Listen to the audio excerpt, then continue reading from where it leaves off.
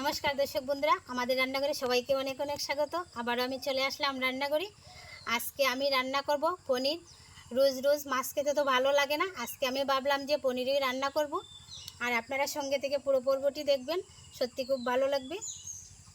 এখন আমি আলুর খোসাটা ছাড়িয়ে নিচ্ছি।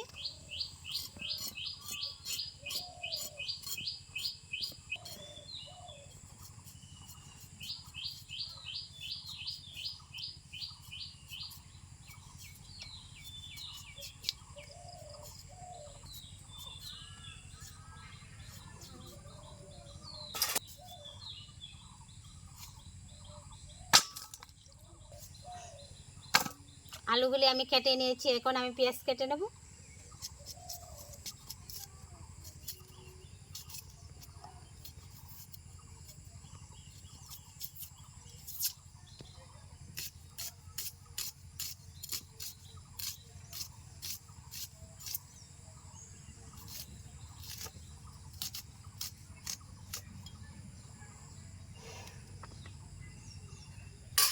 আমি রেডি করে নিয়েছি, এখন আমি উনুনটা জ্বালিয়ে রান্নাটা শুরু করব।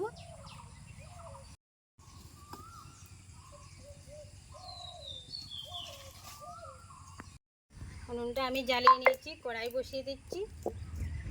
প্রথমে আমি পনিরগুলি ভেজে নেব। কড়াই গরম হয়ে গেছে, দিয়ে দিচ্ছি সরষের তেল।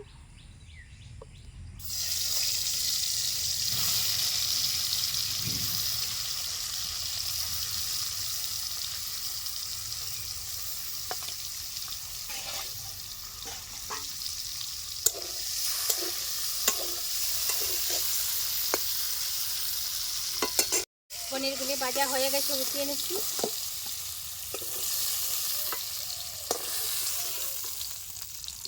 এখন আমি আলুগুলি ভেজে নেব।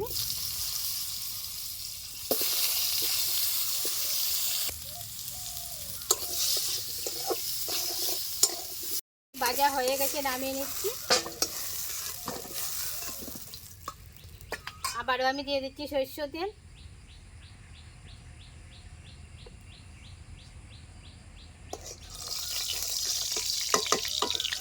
ফোড়নে দিয়ে দিচ্ছি আদা কুচি, তেজপাতা,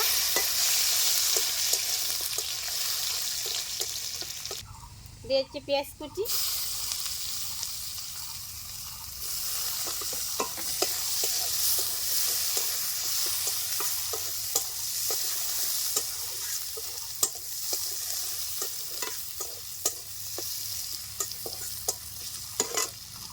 পেঁয়াজটা ভাজা ভাজা হয়ে আসছে, দিয়ে দিচ্ছি টমেটো কুচি।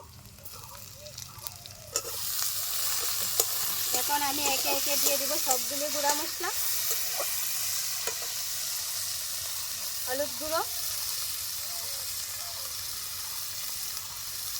লাল লঙ্কার গুঁড়ো,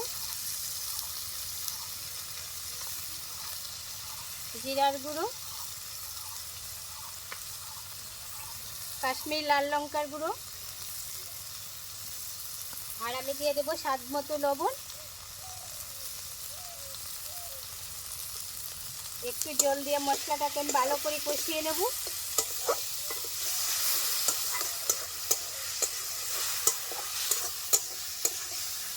মশলাগুলিকে আমি ভালো করে কষিয়ে নিয়েছি। আবার আমি দিয়ে দিব ভেজে রাখা আলু আর পনির।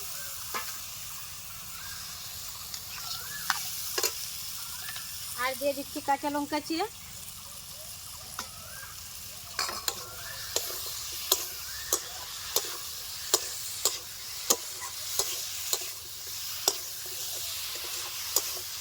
পনির আর আলুও ভালো করে আমি কষিয়ে নিয়েছি। এবার আমি দিয়ে দিব জল। 5 থেকে 6 মিনিট ঢাকনা চাপা দিয়ে রান্না করে নেব। ঢাকনাটা উঠিয়ে দেখি হয়ে গেছে কিনা।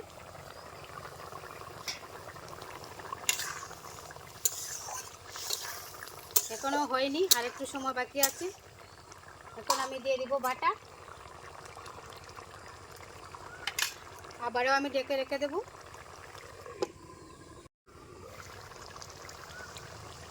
রেসিপি হয়ে আসছে, দিয়ে দিচ্ছি গরম মশলা গুঁড়ো।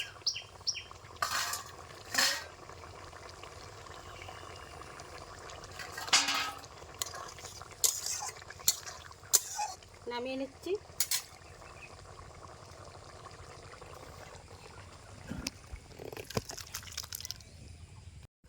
বন্ধুরা অনেক দিন পর আমি তো পনির রান্না করলাম। আজকের পর্বটি আপনাদের কাছে কেমন লাগলো? যদি ভালো লাগে লাইক কমেন্ট শেয়ার আর চ্যানেলটি সাবস্ক্রাইব করে পাশে থাকবেন। নমস্কার।